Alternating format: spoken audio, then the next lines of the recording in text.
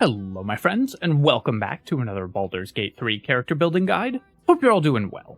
Today we're covering one of the very strongest builds in the entire game that I haven't yet covered on my channel. While I've covered similar archery-focused characters, this character's overwhelming first strike damage is capable of obliterating entire encounters before enemies ever get a turn. And while it does take a little bit longer to come fully online than some other archery builds that we've covered, though of course it still provides excellent power over the course of the 12 levels, it is in my opinion the very strongest endgame setup for an archery character in Baldur's Gate 3. Before I begin, I do want to take a quick moment to say thank you so much to Bruce Flying Solo for the $20 donation, Matthew Miller for the $15, Douglas Fugate for the $10, and Project Heffolden and Demir Kupik for becoming channel members. Thank you so much, my friends. I really do appreciate the support. Alright, let's shoot some arrows. I'm using Astarion as the example character here, seen here still in his Halloween costume as an evil, sexy Robin Hood, I guess, for two reasons. One is that this build will of course have rogue levels in it, and he's the rogue of the party. But the second is that Astarion actually makes the best character for this build because of his unique abilities. Astarion's bonus to hit in the early game, thanks to the happy buff, will make your shots much more reliable, which can be an issue for this character.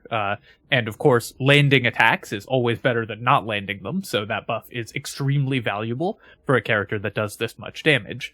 And in the endgame, the sheer number of attacks that we're making will make the absolute best use out of his endgame damage bonus if you go that story route. If you're building this as a custom character, which you of course also can, then the strongest race is probably Dwergar. That will let you set up surprise rounds extremely easily because of the invisibility, but Halfling's ability to reroll ones is extremely valuable as well, and of course Wood Elf or Half Wood Elf for the bonus movement speed can be very helpful. Any character that gets longbow proficiency, any race that gets longbow proficiency by default is also fairly useful for this character because it will increase your options in terms of early game itemization. We're beginning, as many of the best things in life do, with a level of Bard. The reason for this is that we want to reach extra attack as soon as possible, so we're starting with Bard to get there as quickly as we can, but also because this gives us the best skill access in the entire game. If we start with Bard, then we can take skill proficiencies in Sleight of Hand and also in all of the dialogue skills, giving this character all of the out-of-combat utility that a party needs, all wrapped up in a single package. This character can be both our party face and our lockpicker, as well as, of course, providing the incredible damage. The early game spellcasting is also extremely valuable. This character will have reasonable spell access throughout the game, and so we'll get the utility and control spells that Bard provides early as well, allowing us to support our party even more. When we're looking at our ability scores, this character has two possible options. Because we will only be getting one feat throughout the build, we are going to need to boost our attributes through itemization. There's two different ways that we can do this. Either we can start with 17 dexterity and use Ethel's hair to go to 18 and the graceful cloth, the armor that Astarion's wearing right now, to go to 20. That lets us hit 20 dexterity without having to invest any ability score improvements into it, so that we can get our feat sharpshooter and also still hit 20 dexterity. The other option is to take 8 starting dexterity, or rather respec to 8 starting dexterity once you get the Gloves of Dexterity. This will allow your character to just have 18 dexterity. The upside of this is that you get to put more attribute points elsewhere, so you'll have higher constitution and higher wisdom, but the downside is that you lose out on a powerful damaging pair of gloves, whichever your best source of additional damage is. So the Gloves of Dexterity build will be a little more defensive and give your character a little bit more optionality in terms of being a support spellcaster and stuff like that as well. Or the Graceful Cloth build will require 2 specific items, be a little less powerful defensively because your armor class will be lower and you won't have as high hit points, but allow you to use a powerful offensive pair of gloves for even more damage. Since this character doesn't really intend to have enemies get a turn, I think that the Graceful Cloth variant is slightly better, but both are possible. If you're doing the Graceful Cloth variant, then you're going to start with 17 dexterity, 14 Constitution, and 16 Charisma, as well as 10 Wisdom. This will enable you to use spellcasting in the early game and have 16 Charisma to be a party face. Whereas if you're using the Gloves of Dexterity version, then of course you're going to drop your Dexterity down to 8, allowing you to take 16 Constitution and 16 Charisma, as well as 14 Wisdom, giving you higher saving throws, and 12 Strength. You could also boost your Intelligence if you want the Intelligence skills for dialogue. The Gloves of Dexterity version gives you a lot more optionality in terms of what you're focusing your character on, but is a little bit less damage overall. So for this version of the build, which I'm demonstrating here, we're going to assume that you're doing the Graceful Cloth version, with the 17 starting Dexterity. For our skills selection, this character gets to be our Sleight of Hand user, so we're going to make sure to pick that up, as well as putting points into Stealth. This is one of the best Stealth Archery characters in the game, so you want to have Stealth proficiency in order to be able to abuse greater invisibility and other ways to do Stealth Archery. Then, of course, you want Persuasion and ideally Deception, if possible, because those are the two most important dialogue skills. Your last point can go in a variety of areas. You could put it in Intimidation if you just want all the dialogue skills. You could put it in Insight to be a better party face. You could put it in Acrobatics if you're worried about getting pushed around. But for the most part, the important skills to cover are Sleight of Hand, Persuasion, Deception, and Stealth. For our cantrip selection, we are going to make sure to pick up Minor Illusion. This is especially important to this character that wants to trigger frequent surprise rounds. You can use this to lure enemies out of into areas where you can more easily surprise them. Make sure that they are in dark or unlit areas by pulling them to those areas. Group them up for AoE damage from your teammates, or pull them apart so that you can kill them one at a time without their allies noticing. Then we're going to pick up Friends, which is, of course, incredibly useful as the party face. Obviously, you have to be a little bit careful with this cantrip on Honor Mode, but you can negate the downside by leaving the area or disguising yourself before the Friends cantrip runs out, so that you get advantage on every Charisma save. For our spell selection here, we're going to pick up Healing Word as well as Dissonant Whispers. These are the two most important combat spells for a bard, and because we're an archery build, Dissonant Whispers locking an enemy in place is incredibly valuable early on in the game, because they won't be able to move for 2 turns and you can just shoot them. And then we're going to add Long Strider. This is also critically important for this build, so if you don't have access to it elsewhere in your party, you need to make sure this character gets it. And then your last spell is a little more open as to what you want from it. You can take Tasha's Hideous Laughter to lock down an enemy, Disguise Self for better party face usage or anything like that. The most combat-friendly spell is going to be Tasha's Hideous Laughter, but this last slot you have a little bit more flexibility. Finally, as with every other bard build, you need to make absolutely certain that you pick the right starting instrument, or you're going to ruin your build completely, and then we're going to move on to level 2.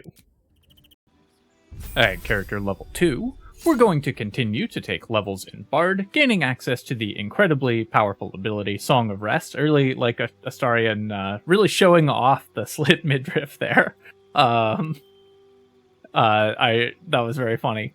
We're gonna take Bard level 2 and grab Song of Rest, which of course is very powerful for this character, which has a lot of short rest abilities. And then, for our spell selection at this level, you can either pick up, again, a utility spell like Disguise Self or something like that, or just grab Thunder Wave to keep enemies off your back. I recommend grabbing Thunder Wave. We're an archery build. If enemies get close, we want a way to move them away, so we're going to pick that one up. Then, at Bard level 3, we get to pick up our Bard subclass, and of course, because we're going for maximum damage as an archery build, the subclass that we are going to pick up is the College of Swords. College of Swords is perfect for this character because it gives us our ranged attacks, including Slashing Flourish, which allows you to simply attack twice at the cost of a Bardic Inspiration. The Slashing Flourish adds an extra d6 of damage and also just doubles your attacks, meaning that this character is making twice as many attacks as other characters at this point in the game. Already an incredibly powerful thing. And, of course, we are a full spellcaster as well. The College of Swords Bard only scales more powerfully as we go on later into the game. I mean, you've all, at this point in Baldur's Gate 3, everybody knows how good College of Swords Bard is, but it is, of course, worth reiterating just how powerful the ability to double up your attacks is. At the cost of 1 attack, you get 2, meaning that your character does twice as much damage as every other character. For our spell selection at this level, we now have access to level 2 spells, and we're going to go ahead and pick up Cloud of Daggers. This can be used as a guaranteed source of damage to finish off a low health enemy, and so is very useful there. There's no saving throw against Cloud of Daggers, so it's always guaranteed damage. It's also really good to add some AoE damage to this character that already does incredible single target damage. For our fighting style, unfortunately Swords Bards do not get archery fighting style, which we would of course take, but they do get 2 weapon fighting style. At various points in the game, the best setup for you may be 2 crossbows, 2 hand crossbows, a main hand and an offhand crossbow, and so 2 weapon fighting style lets you make the maximum use of that. Chances are you're still using the Titan String Bow and an Elixir of Strength for the maximum amount of damage, but this just gives you even more potential to be able to maximize your damage output and change your itemization setups depending on where exactly you are in the game and what items you have available. This also lets you make melee attacks because you'll probably later on have 2 weapons equipped because you'll end up with 2 daggers that give you passive bonuses to your archery equipped. And so having 2 weapon fighting just lets you attack in melee if that ever is something that you need to do. Other than that, we get 2 expertise, 2 skill expertises, and of course we're going to put those into Persuasion and Sleight of Hand to make sure that our character is maximally good at passing skill checks. You can also put this into Stealth if you plan to use Greater Invisibility to do stealth checks. You can put one of these, probably Persuasion, into stealth to make sure that you can make as many attacks from greater invisibility as possible. It's not necessary to this build, but this is one of the extremely broken and powerful things that this character can abuse if you so choose, so you can certainly maximize that if that's your plan for the character. Character level 4. We're going to take our 4th level of Bard and get access to our first and only feat. The feat that we are going to take, of course, we're an archery build, so it is always going to be Sharpshooter. Sharpshooter is one of the major reasons to be an archer, because this feat is so incredibly powerful. Plus 10 damage on every single attack that we make is a ludicrous amount of damage increase, especially this early in the game. And remember that we are a sword bard, so we're doubling many of our attacks by using Slashing Flourish, and the Sharpshooter bonus damage will apply to both attacks from the Slashing Flourish for plus 20 damage in a turn. That means that we will be vastly spiking our damage output. Now, it is true that at this point in the game, the -5 penalty to attacks is a real penalty, and so you will have to arrange your combats in order to overcome that. Things like starting combats from stealth, so that your first attack is made with advantage, using Bless and other bonuses to hit chance in order to overcome the Sharpshooter penalty, and attacking from high ground in order to gain advantage or hit chance bonuses are all really important to how this character plays out, so you're going to want to invest some time in learning to do that. But when you do overcome the hit chance penalty, the amount of damage that you get from Sharpshooter is utterly ridiculous at this point in the game, and will allow you to just obliterate encounters for the next several levels with ease, because you do so much more damage than most other characters. We also, at this level, get an additional cantrip, and of course it wouldn't be a build for me if we didn't take True Strike to annoy people in the YouTube comments, and this is our opportunity to do that, so let's grab that here. And then for our spell selection at this level, we have a bunch of different options. You can take Enhance Ability to make yourself better as a party face. Heat Metal is useful in a bunch of encounters where you can disarm enemies. Invisibility is always good utility, as is Silence. But I'm going to recommend that you take Hold Person. Since this character can both cast spells and make weapon attacks, Hold Person serves double duty. It both takes an enemy out of the fight and allows you to make guaranteed critical hits if you're shooting them from within 10 feet.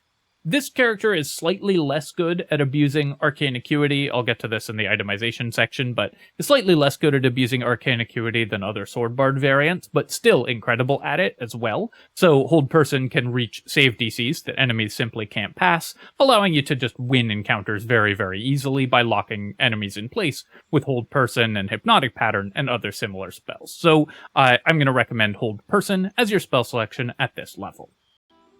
At character level 5, we get our 5th level of Bard, which is of course extremely important to this character because we get Font of Inspiration, allowing us to short rest, and remember we have Song of Rest, letting us short rest more often to recover all of our bardic inspiration. That's really important because every point of inspiration that we have is doubling the damage of an attack action, so of course, Font of Inspiration lets this character go for much, much longer in a given day, and do way more damage with alpha strikes in every encounter in that day. For our spell at this level, we're going to go ahead and pick up Hypnotic Pattern. This will let us lock down an entire encounter, and because it is an illusion spell, can also be bonus action cast with the Band of the Mystic Scoundrel, if we choose to go that route later on in the game. Both of these, some other options, I guess, include Glyph of Warding or Plant Growth, which can be used to keep enemies locked down, but I think Hypnotic Pattern is still going to be the best. Even though our save DCs aren't that high at this point, locking down a whole encounter is just such a powerful effect that it's always worth picking up this spell, even if your save DCs are slightly less reliable than full spellcasters, because even if you only get half the enemies in an encounter, that's still incredibly strong. Then, at character level 6, we get to take our 6th level of Bard, which we are doing because we get Extra Attack. Extra Attack is, of course, the feature that we are most excited for because this doubles our damage output every single turn, and lets us make 4 attacks in a round if we're doing slashing flourishes on both of them. That means that our character is doing 40 base damage from Sharpshooter, plus all of the damage that our weapons do, that our dexterity adds, that any other damage bonuses we have from our party members or gear add. So the amount of damage that we're doing is more than most enemies can withstand at this point in the game. We'll just overcome their hit point total in a single round of combat, and that's before we add any of the other bonuses that this character is going to focus on. For a spell selection at this level, at this point you can go back for utility spells from earlier levels, or just grab Plant Growth because it's very useful in some encounters to be able to slow a bunch of enemies to a crawl. It also combos extremely well with control spells that your party might have. If you have a Warlock with Hunger of Hadar, for example, that combination can keep enemies locked in place basically forever and make them totally helpless. So there's a lot of different options that Plant Growth gives you. Quartering enemy movement speed is so powerful, and this isn't concentration. But at this point, you should have a little more idea of what your party needs and can pick up your spells accordingly. At character level 7, we've now gotten everything that we truly need out of Swordsbard. Of course, you can just continue to level in Swordsbard. It is an incredibly powerful class, and in fact, that's my recommended leveling path if you're building the build that I said was the overall strongest build in Baldur's Gate 3, the Swordsbard 10 Fighter 2 build. But at this point in the game, we are going to ask the question, what if that build did even more damage? There's 2 classes that can help us do that, and which one we take first is actually kind of interesting. The choice here is between taking levels of Ranger first or taking levels of Rogue first, either one of which will increase our damage output dramatically. Ranger has the advantage of getting you the archery fighting style earlier, meaning that you're going to hit your attacks more often, and higher initiative. So if you are finding that you're missing attacks or enemies are going before you in combat, then I recommend taking the Ranger levels first. And if you just want the maximum damage output, I recommend the Rogue levels first. Overall, I have found that this build does play out smoother if you get the hit chance and initiative earlier, so I'm going to recommend taking Ranger before Rogue. But I do want to mention that you can do those in either order, and it will be very good. If you are planning to do greater invisibility stuff also, Rogue's access to stealth expertise is important, so you may want to switch the level order in that case as well. For this demonstration build, we're going to do the 3 levels of Ranger first. We take Ranger here, which gets us a bunch of weapon proficiencies. So if you weren't a race that had longbow proficiency by default, you now have longbow proficiency and can swap out of using the gloves of archery and still be using a longbow. And you also get medium armor and shield proficiency, which can allow you to increase your armor class dramatically if you are playing if you want to use a shield, because sword bards don't get shield proficiency by default. For our favored enemy here, we're going to go ahead and take Ranger Knight. This is the only one that gives you a real bonus out of all of these. Heavy armor proficiency is moderately useful because it will let you wear Grimm's helmet, which can be useful to this character. Otherwise, none of these actually matter because they don't increase your power level at all. And for our Natural Explorer, we're going to take Wasteland Wanderer in Fire. Fire damage is extremely common, so having fire resistance makes our character quite a bit more resilient. For your skill selection here, you can just pick up whatever. It mostly doesn't matter, but if you didn't take Insight at level 1, grabbing that can help you be an even better party face. So that's what we're going to grab. And that's it for our first Ranger level, so let's keep on to level 8.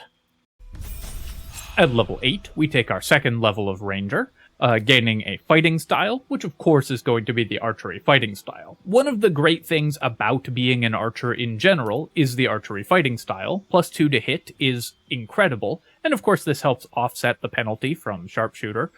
Just getting a flat +2 to hit on all of our weapons, basically for free, is an amazing bonus to just being a specific fighting style, or type of fighter.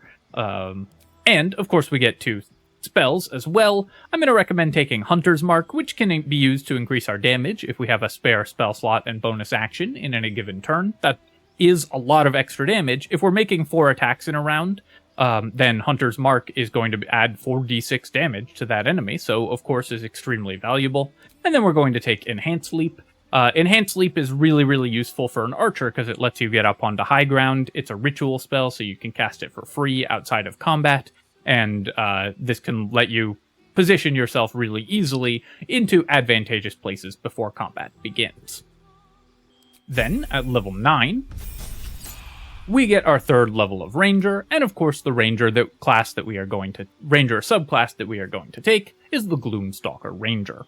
Gloomstalker Ranger gives us a +3 bonus to initiative. At this point we have 20 dexterity, because we're wearing the graceful cloth and we have Ethel's hair, or we have 18 dexterity if we're the gloves of dexterity variant. So either way, +3 initiative will give us +7 or +8 to our initiative bonus, meaning we're basically guaranteed to go before enemies.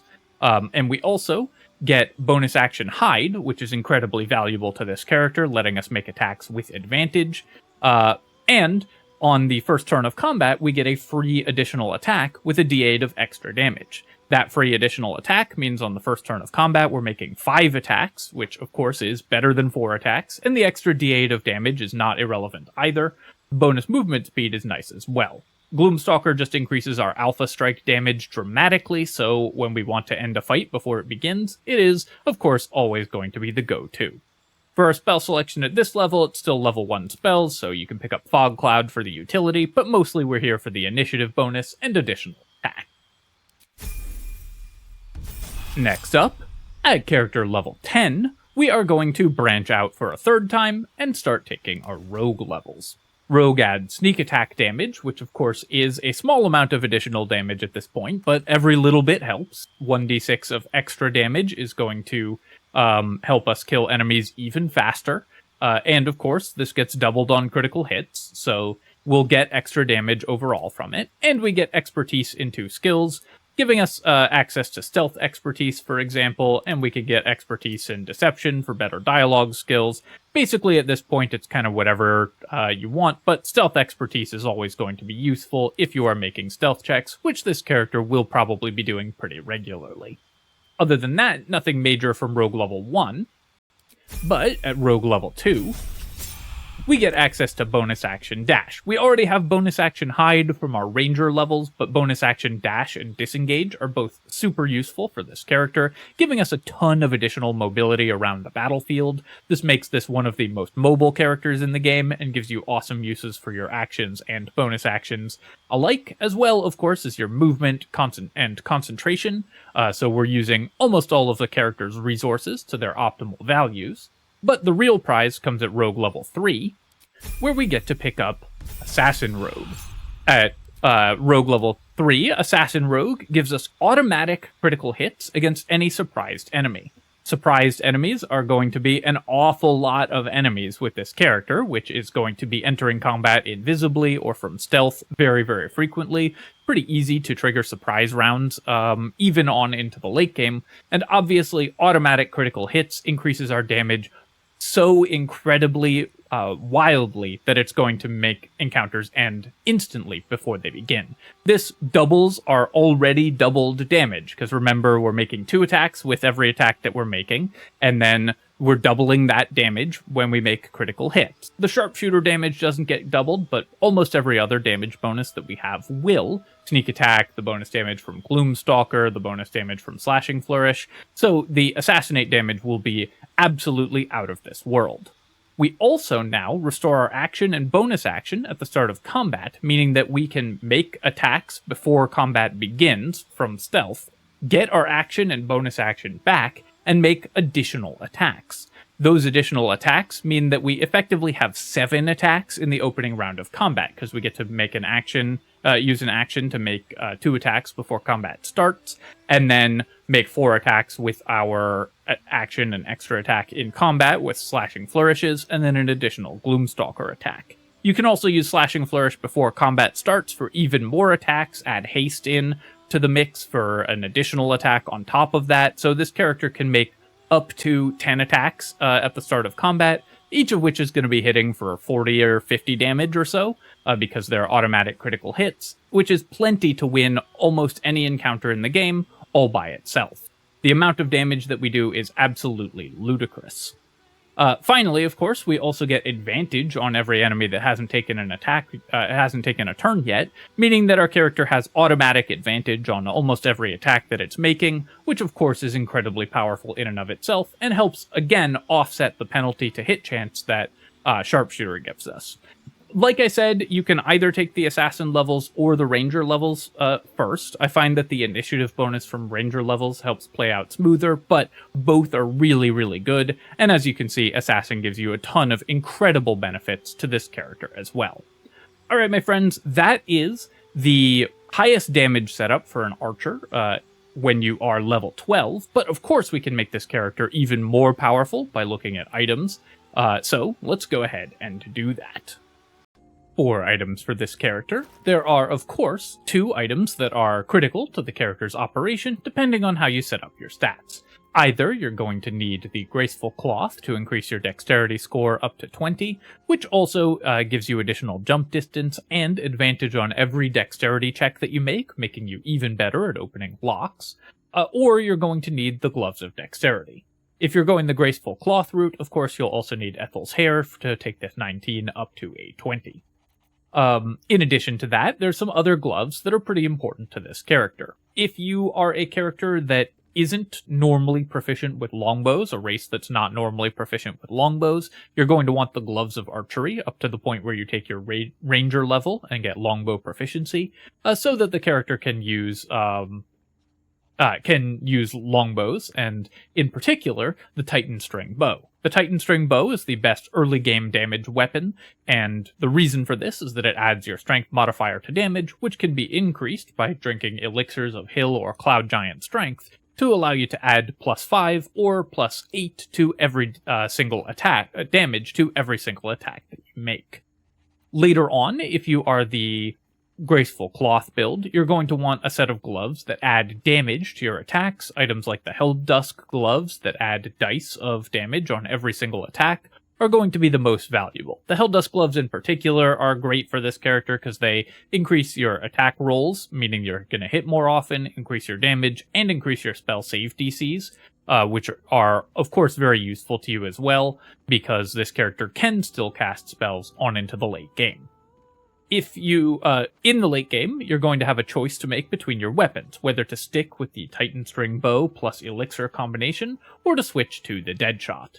I recommend switching to the Deadshot. The additional hit chance, I think, is more important than the slight extra damage per attack that you get from the Titan String Bow.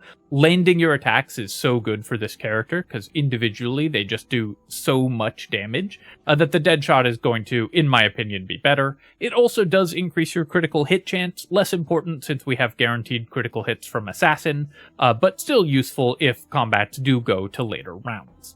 In our main hand, we're going to want to wield items that add passive bonuses to our attacks. Items like the Knife of the Undermountain King, that lets you reroll damage dice and it increases your critical hit chance. Items like the Bloodthirst, seen here with a different name because of a weirdness with spawning it in from the console, but this is the Bloodthirst Dagger, that also increases your possible damage output and gives you additional armor class if it's your offhand weapon.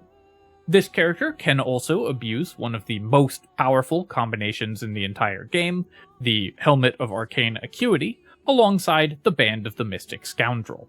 The Helmet of Arcane Acuity gives you stacks of Arcane Acuity, giving you additional save DCs every time you hit an enemy with a weapon attack. Remember, we're doing this constantly, so we're going to stack our Arcane Acuity to the point where enemies can't succeed on their saving throws. And then the Band of the Mystic Scoundrel lets you cast illusion or enchantment spells as a bonus action after hitting with a weapon. That can include Hold Person or Hypnotic Pattern with save DCs too high for enemies to pass, so this character can easily lock down entire encounters, whatever survives the incredible onslaught of your weapon damage. Other good rings include the Strange Conduit Ring. We're going to be concentrating on a spell pretty frequently, so additional damage on every attack is always welcome.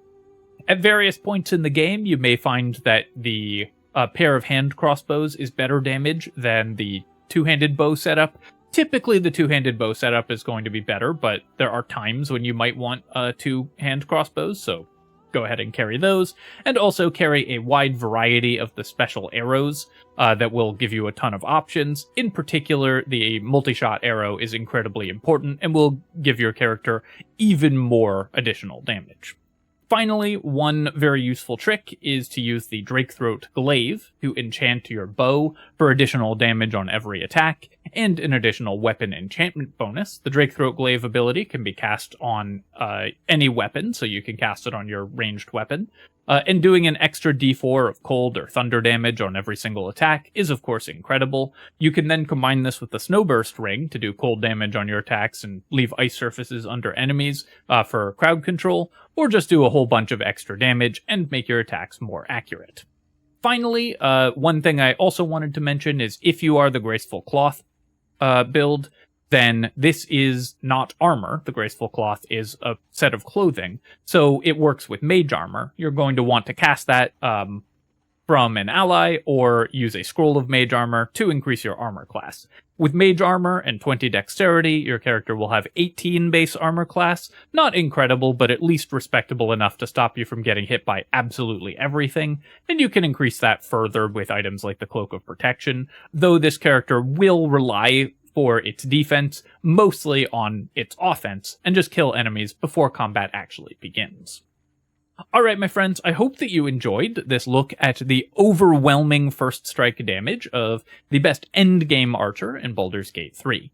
As always, of course, if you have enjoyed the video, feel free to leave a comment and hit like. Helps me out a ton with the algorithm, so I really appreciate you taking the time to do that.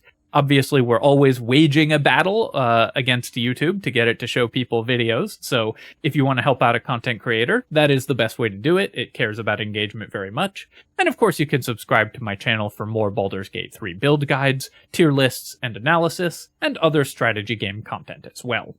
Cheers, my friends, and I will catch you next time.